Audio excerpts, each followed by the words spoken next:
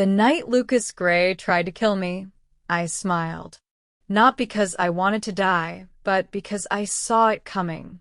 6 years of marriage to a man whose public charm masked private cruelty had taught me to read the smallest shifts in his demeanor. That evening at our Lake Michigan estate, his voice was too gentle, his eyes too attentive. He'd never made me dinner before. The wine tasted faintly bitter. When my vision blurred, I excused myself to the bathroom, triggered my gag reflex, and flushed the evidence. I stumbled to our bedroom, my limbs heavy but mind racing, and texted the number I'd memorized months ago. Now. Then I positioned myself by the balcony overlooking the cold, dark water. When Lucas found me, I was swaying dangerously close to the edge. Feeling unwell, Ava? He asked, concern and calculation mingling in his voice. As he approached, I caught a glimpse of our reflection in the glass doors, his hand reaching toward my back, my pale face turned slightly toward him. I'd already moved when he pushed. The splash below was convincing. He never checked to see if there was a body. 6 months passed. The world mourned Ava Gray, the reclusive wife of tech billionaire Lucas Gray, whose tragic accidental fall made headlines for a week before fading into obscurity. My funeral was elegant, tasteful. The kind of media spectacle Lucas excelled at orchestrating. He wore Tom Ford, dabbed his eyes at precisely the right moments, and donated $5 million to a women's shelter in my name. Only 2 people knew I wasn't in that empty casket, myself and Diane Chin, my former college roommate who'd become a cybersecurity specialist with resources that didn't appear in any corporate directory. The night I disappeared, she had someone waiting in a boat below. While Lucas was busy establishing his alibi upstairs, I was already moving through the water in a wetsuit, hypothermia my biggest threat rather than my husband's ambitions. Now I lived in a small apartment in Montreal under the name Claire Winters, my naturally dark hair bleached blonde, a scar I'd never had running along my jaw, courtesy of subtle prosthetics. I rode at night, slept during the day, and kept 3 packed bags ready. But today, everything would change. I uploaded the first chapter. The Vanishing Room dropped on an obscure literary blog called Ghost Stories at exactly 3:17 a.m., the precise time Lucas had called 911 to report my accident. I'd timed it deliberately, knowing he'd recognize the significance. The post bore no author name, just an epigraph, underscored to the man who taught me how to disappear underscore.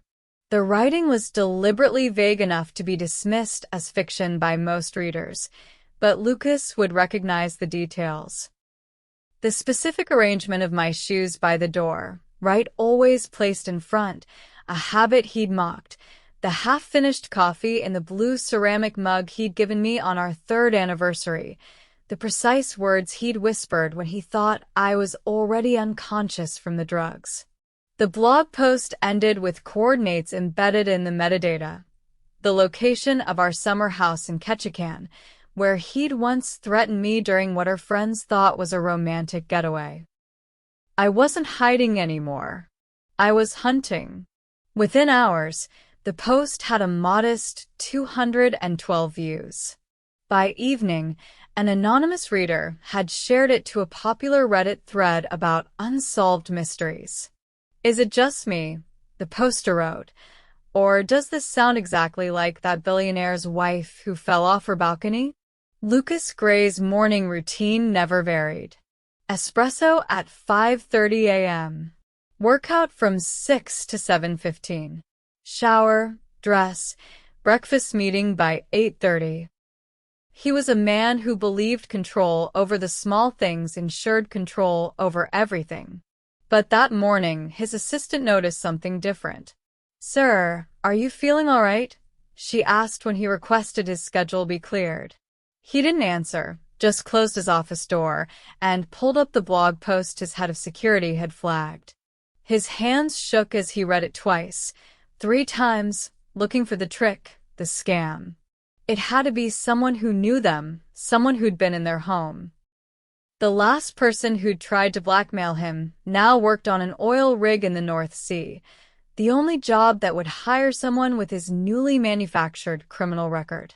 Lucas called his fixer, a former intelligence operative who handled problems that couldn't appear on any company ledger. "Find out who wrote this," he said, forwarding the link. "And when you do, make sure they understand the consequences of creative writing." But inside, a cold certainty was forming. The voice in the story was unmistakably Ava's, economical, observant, with that undercurrent of quiet defiance he'd spent years trying to extinguish. I watched Lucas's reaction through the spyware Diane had installed on his devices months before my death. A small risk, but necessary. I needed to confirm he'd seen the first chapter. His face blanched as he scrolled through my words, and I felt a flutter of dark satisfaction. For years I'd lived under his control, my inheritance from my parents' publishing house locked in trusts he manipulated, my communications monitored, my friendships strategically dismantled.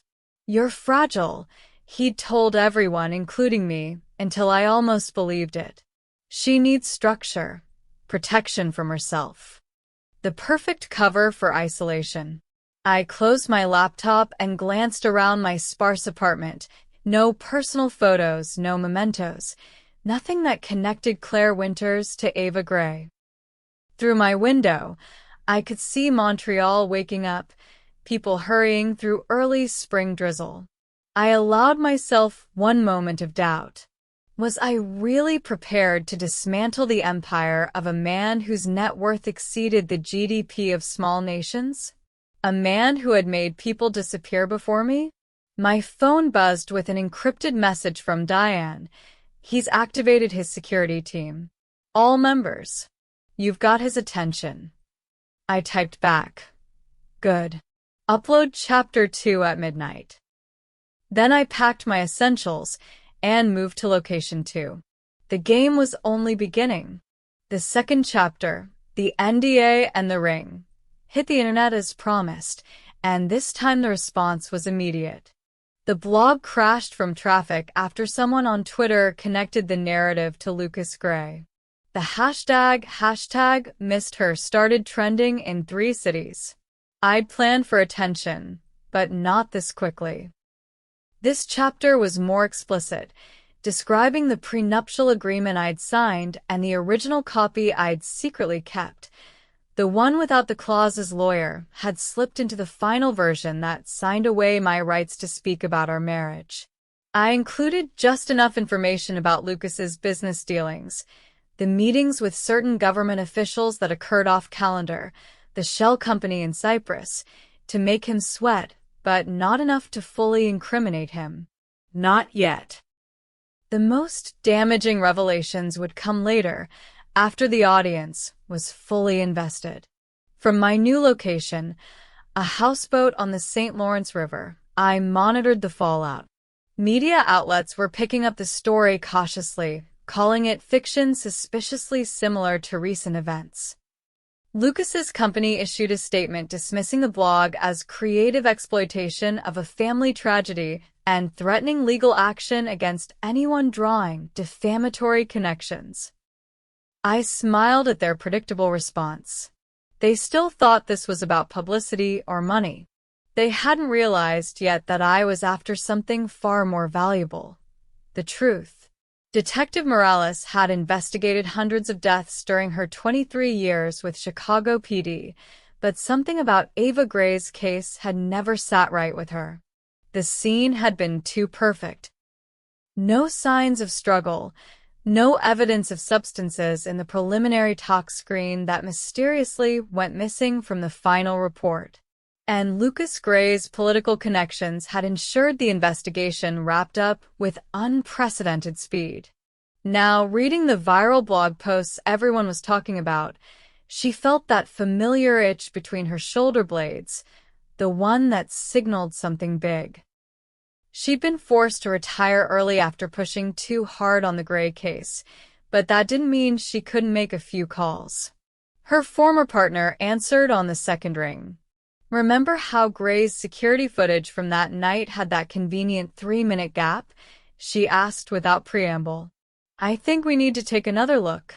Across town, in his glass-walled penthouse, Lucas was coming to the same conclusion. Someone had accessed his private servers. The blog wasn't just telling Ava's story. It was releasing details only she would know alongside information she couldn't possibly have accessed unless she was alive and had help. He slammed his fist into his desk, startling his crisis management team into silence. "Find her," he snarled.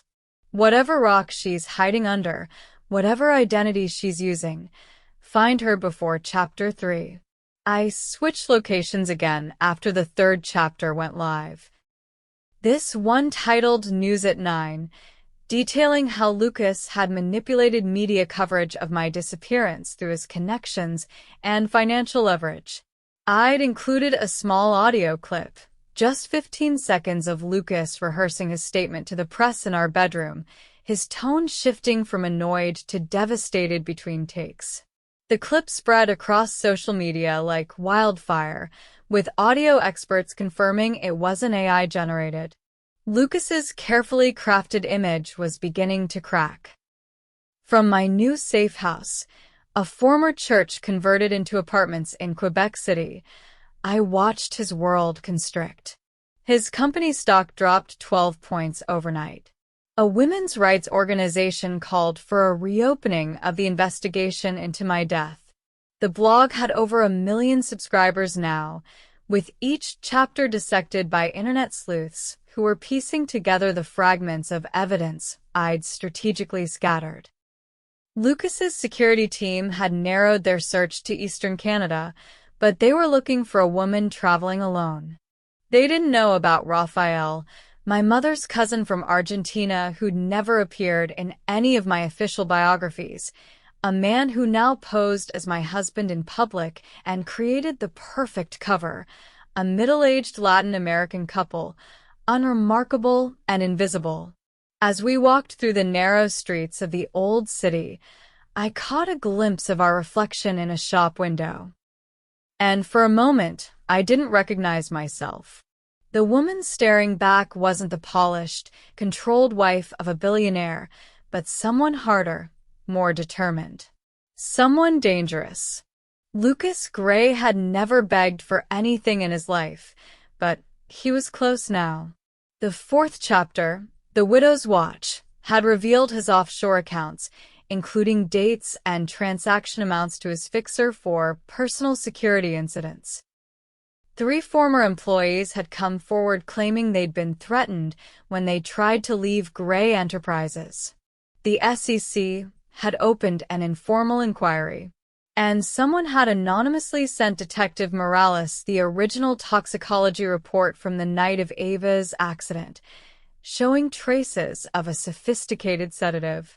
The walls were closing in. Lucas summoned his inner circle to his Lake Michigan estate, the same house where Ava had disappeared. "I need to know if she's alive," he told them, his voice hoarse from lack of sleep. His head of security shifted uncomfortably. "Sir, we've run facial recognition across 5 countries. Nothing matches Mrs. Gray's parameters." Lucas hurled his whiskey glass against the wall. "She's out there. The things in those chapters, no one else could know them. No one." His lawyer cleared his throat. "Lucas, if there's anything you haven't told us about that night." The room fell silent. Lucas stared out at the dark water below the balcony, the same view Ava had seen before she vanished. For the first time, real fear crawled up his spine. He'd made one critical mistake. He'd underestimated his wife. Now she was systematically destroying everything he'd built, and he had no idea where she would strike next. Chapter 5. his team, her secrets, marked a turning point. I'd revealed the network Lucas had used to silence others before me. The journalist whose career was destroyed after investigating labor practices at Gray Enterprises' overseas factories. The former assistant who suddenly withdrew her harassment complaint and moved to New Zealand. The environmental scientist whose research on contamination near Lucas's mining operations was discredited through manufactured evidence. With each revelation, more sources came forward, emboldened by the growing narrative. The blog now had a companion podcast where anonymous voices shared their experiences with Lucas and his empire. I'd created an avalanche that was gathering mass and momentum. But I'd also made myself more vulnerable. Lucas had hired a specialized team of private intelligence operatives with experience extracting high-value targets. They tracked the blog's encryption pathways to Quebec and were methodically eliminating possibilities. I needed to accelerate my timeline. That evening, I uploaded all remaining chapters to a secure server with instructions for time-delayed release, insurance in case I was found. Then Raphael and I separated as planned. He headed west with a decoy electronic signature that would keep Lucas's team busy, while I moved south toward the American border with a new identity, Emily Thorne, a freelance editor with boring, impeccable documentation courtesy of Diane's connections. As I crossed into Vermont in a rental car with Canadian plates, local news stations were reporting that Lucas Gray had announced a press conference for the following day to address recent rumors and speculation. Lucas's press conference was a masterclass in damage control. Impeccably dressed and looking appropriately haunted, he addressed the speculation directly. These stories, while creative and compelling, exploit the very real tragedy my family has endured. Ava was the love of my life, and her struggle with depression was something we dealt with privately out of respect for her dignity. He paused, allowing his voice to break slightly. The suggestion that I had any involvement in her death is not just false, but cruel. The performance might have worked a week earlier, but Chapter 6, first chapter drops, had gone live during his speech, and this one included something devastating. A video I'd secretly recorded 3 months before my disappearance, my face bruised, my voice steady as I detailed Lucas's escalating control and threats. I'd hidden the video in a location only I knew about, alongside documents proving his extensive efforts to separate me from my family's company and fortune. The press conference disintegrated as reporters received breaking news alerts. Lucas was whisked away by his security team as questions were shouted at his retreating figure. From my motel room in northern New Hampshire, I watched it unfold with a strange sense of detachment. I'd spent so long fearing this man, but now, seeing him flounder under the weight of exposed truths, he seemed smaller somehow. Still dangerous, perhaps more so in his desperation, but no longer the omnipotent force that had dominated my existence. For the first time since I'd fled, I allowed myself to consider a future beyond revenge, a life reclaimed rather than merely survived. Chapter 7. Breadcrumbs and burn marks revealed the network of safe houses I'd established in the year before my disappearance, each containing evidence of Lucas's crimes. The chapter included photographs of documents showing how Lucas had systematically alienated me from my family's publishing house, Greenlight Press, by convincing the board I was mentally unstable while positioning himself as the company's savior. I'd included enough financial details to trigger formal investigations, and by midday, trading of Gray Enterprises stock was temporarily suspended amid the chaos. What I hadn't anticipated was Caroline Winters, Lucas's 19-year-old daughter from his first marriage who had always been kept at arm's length from our life. Caroline, who had been raised primarily by her mother in Europe and who I'd only met a handful of times, went public with her own statement. I don't know if Ava Gray is dead or alive, but I know what my father is capable of. She described years of controlling behavior, financial manipulation, and the steady isolation of anyone who opposed him. The media frenzy exploded. Lucas was no longer just facing questions about a possibly not dead wife, but defending himself against his own daughter's accusations. Meanwhile, I was moving again. This time to a cabin in the White Mountains owned by an elderly couple who had no internet connection and no interest in the outside world. They knew me as Beth, a writer seeking solitude after a bad divorce. As I settled in for the night, Diane's encrypted message appeared on my specialized phone. Lucas has put a $5 million bounty on information leading to you. Time to implement Phase 2. Phase 2 began with Chapter 8, The Manhunt Begins, which detailed Lucas's increasingly desperate efforts to find me while revealing how I'd stayed hidden for so long.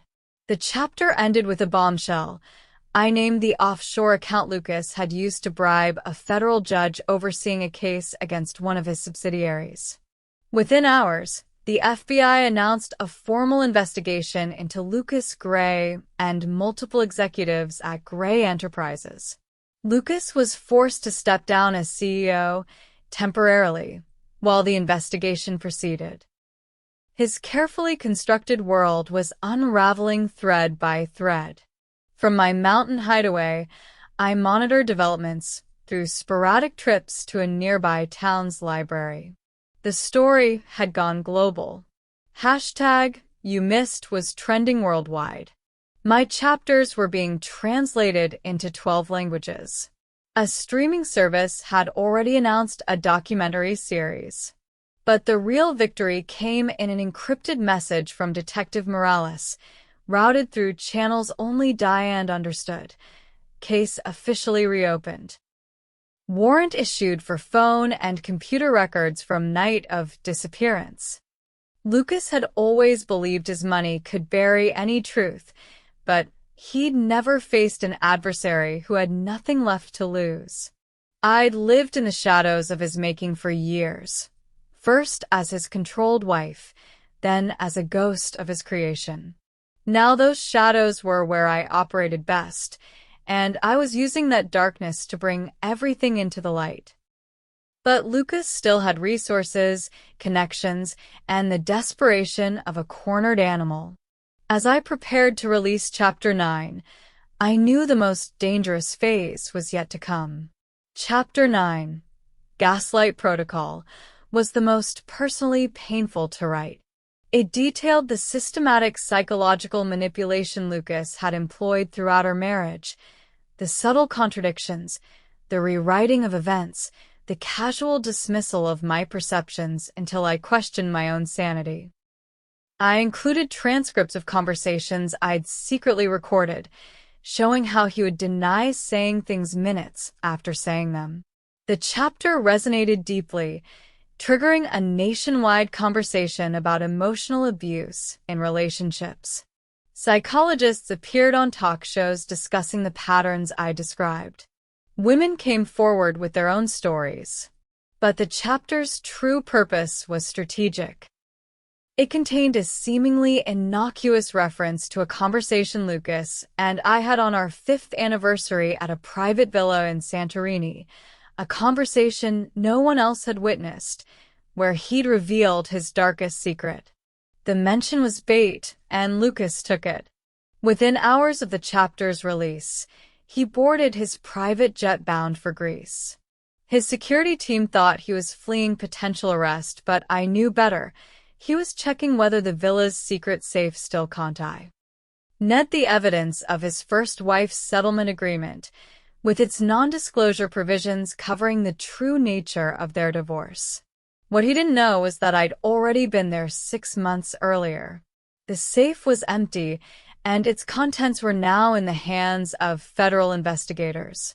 As his plane crossed the Atlantic, Chapter 10, Family Dinner went live, featuring Caroline's full account of her father's controlling behavior and financial manipulation, alongside documentation proving he'd hidden assets during both divorces.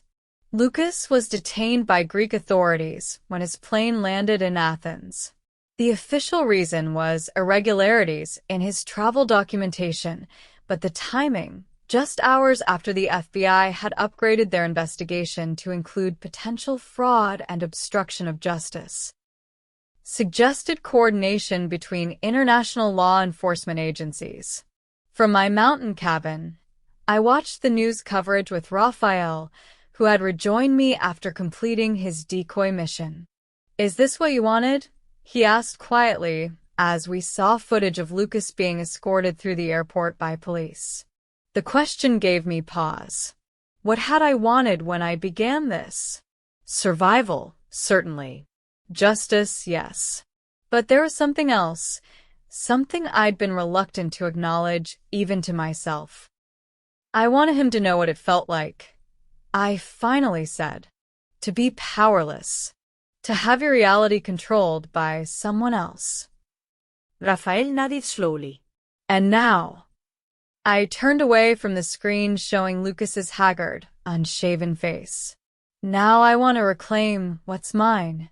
Chapter 11, Viral Eruption, detailed how Lucas had manipulated the board of my family's publishing house after gaining their trust as my husband. I included evidence showing he'd used company funds to finance his riskier ventures while presenting doctored financial reports. The chapter ended with an announcement. In 48 hours, I would reveal myself publicly and reclaim my position at Greenlight Press. It was a calculated risk. Lucas still had allies, and stepping into the light would make me vulnerable, but remaining a ghost meant he still had power over who I could be. The world now knew Lucas Gray was not the man he pretended to be, but they still believed I was dead, a martyr whose posthumous revelations were bringing down a corrupt empire. Chapter 12, The Ghost Writer's Eyes, would change that. It included a current photograph of me as myself, not Claire or Emily, or any other identity I'd assumed. I was thinner, harder, my hair its natural dark brown again, my eyes steady as I held up that day's New York Times. Beside the photo was an invitation to a press conference at Greenlight Press headquarters in Boston the following day. The response was immediate and overwhelming. #Ava Survived trended worldwide. News helicopters circled the Greenlight building.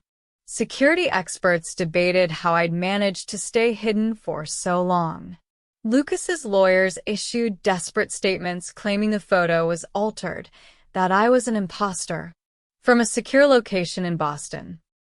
Not the hotel where Diane had made reservations under my name as a decoy, I prepared for my public resurrection. My family's oldest friend and the company's general counsel, Martin Chen, had arranged everything once I'd provided proof of my identity. The board members who had aligned with Lucas were already resigning, their reputations in tatters. That night, as I rehearsed what I would say to the world, my secure phone buzzed with an urgent message from Diane. Breach. Security perimeter compromised. Move now. Lucas's fixer had found me. I escaped through a service entrance moments before Lucas's men stormed my room. The elaborate security system Diane had installed bought me just enough time. Now I was racing through Boston's back alleys in the pre-dawn darkness, using the urban evasion techniques we'd practiced for months. I needed to survive just a few more hours, long enough to reach the press conference and tell my story publicly. Lucas's fixer and his team were hunting me through the city, having correctly anticipated I would go to ground rather than seek police protection. They knew about my trust issues with authorities after so many had been compromised by Lucas's influence. What they didn't know was that Detective Morales had assembled a small team of officers she personally vetted who were now watching key routes to Greenlight Press. As sunrise painted the city gold, I changed disguises in a public restroom in South Station. The woman who emerged was neither Ava Gray nor any of my aliases, but a gray-haired woman in custodial uniform. I boarded a maintenance vehicle heading to the very building where, in 4 hours, I was scheduled to reveal myself to the world. Chapter 13, Bleed Out, had just gone live, detailing how Lucas had used his charitable foundation to hide payments to people he needed to silence. The chapter included account numbers, dates, and amounts. As I entered Greenlight Press through the loading dock, federal agents were simultaneously raiding Gray Enterprises offices in 3 cities. The noose was tightening around Lucas's neck, but he still had one card to play. If he couldn't silence me through his operatives, he would destroy my credibility before I could speak. 2 hours before my scheduled appearance, Lucas held an impromptu press conference from Greece, where authorities had released him pending an extradition hearing. His performance was masterful, tearful, seemingly vulnerable as he claimed I had suffered a psychotic break before my accident, that I had become paranoid and delusional, convinced he was trying to harm me. He produced medical records showing prescriptions for antipsychotic medications and therapy sessions I'd never attended. I covered up the extent of her illness to protect her dignity, he told the cameras, his voice breaking. Now someone, whether it's Ava or an imposter, is exploiting her tragic story. It was his most dangerous move yet, using my own strategy against me, creating doubt about my mental state that would taint everything I was about to reveal. Inside Greenlight Press, watching his performance on a security monitor, I felt a cold wave of fear. This was exactly how he'd isolated me during our marriage, making others question my perceptions, my stability, my very grasp on reality. For a moment I faltered. Then Martin Chin placed a thick folder in front of me, the real medical records Lucas had suppressed, showing the physical injuries I'd explained away over the years, the anxiety and depression that had developed after I married him, not before. He can't gaslight the whole world, Martin said quietly. Not anymore. Chapter 14. The audio tape, released automatically at noon, 1 hour before my press conference. It contained the full recording of the night Lucas had tried to kill me, including his whispered confession as he thought I was losing consciousness. You should have just signed the company over, Ava. This could have been so much easier. I stepped onto the podium at exactly 1 p.m., facing a wall of cameras and a room full of journalists who fell suddenly, completely silent. For 6 months, I had been a ghost, a voice without a body. Now I stood before them as flesh and blood, irrefutable proof that Lucas Gray was a would-be murderer. My name is Ava Gray, I began, my voice steady despite the thundering of my heart. 6 months ago, my husband tried to kill me after I filed for divorce and refused to surrender control of my family's company. Today, I am reclaiming my life, my voice, and my family's legacy. Over the next hour, I methodically presented evidence supporting every allegation from my chapters, financial records showing Lucas's embezzlement from Greenlight Press, testimony from former employees he'd threatened, medical records documenting injuries inconsistent with my fragile condition. I explained how I'd survived and why I'd chosen to disappear rather than seek protection from authorities Lucas could influence. When I finished, the first question came from a young reporter in the front row. Are you afraid he'll try again? I looked directly into the cameras, knowing Lucas would be watching from across the ocean. No, I said simply. Fear requires secrecy. Everything is in the light now. As if on cue, breaking news alerts flashed across phones throughout the room. The FBI had frozen Lucas's domestic assets based on evidence I'd provided. Greek authorities were cooperating with an international investigation into his financial crimes. His fixer had been arrested attempting to enter the Greenlight building with an unauthorized weapon.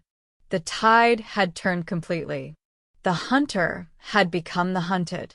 1 year later, I stood in the same room at Greenlight Press, now as its executive chairwoman, launching a new imprint dedicated to publishing the stories of survivors. People who had reclaimed their narratives from those who tried to silence them. Lucas remained in Greece, fighting extradition while his former empire crumbled. His assets were frozen, his reputation destroyed, his allies scattered. The civil suits alone would keep him entangled in legal battles for decades. The book version of my chapters, titled simply Mist, had broken publishing records worldwide. The royalties went entirely to organizations supporting survivors of domestic abuse and financial crimes. Caroline now worked beside me at Greenlight, healing our complicated relationship as we rebuilt the company together. Detective Morales had been reinstated with honors and headed a new task force investigating cases similar to mine. As I concluded my remarks at the launch event, I shared the dedication from the book's final page. To every person who has been silenced, erased, or made to disappear, may you find your voice, your story, and your way back to yourself. And to those who thought you could bury the truth you missed. The audience rose in applause, many with tears streaming down their faces. Among them were faces I recognized from the blog comments, people who had found their own courage through my story. This wasn't the life I had planned, but it was the one I had fought for. One defined not by survival alone, but by truth, justice, and the power of words to change reality. If you connected with this story, please like, subscribe, and share it with someone who needs to be reminded that their voice matters. Comment below with what resonated most with you. Your perspective might help someone else who's still finding their way back to themselves.